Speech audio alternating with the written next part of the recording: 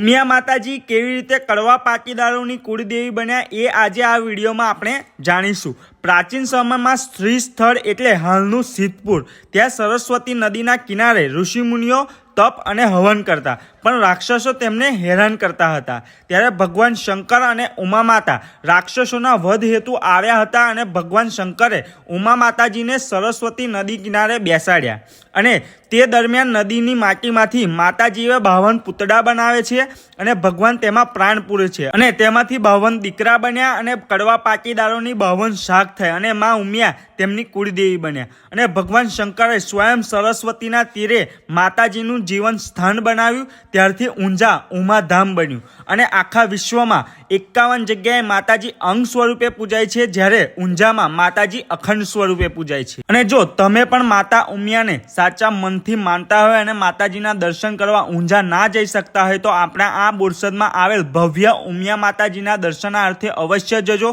અને વિડીયો સારી લાગી હોય તો આગળ શેર કરજો અને કોમેન્ટમાં જય ઉમિયા માતાજી લખવાનું ભૂલતા જ નહીં।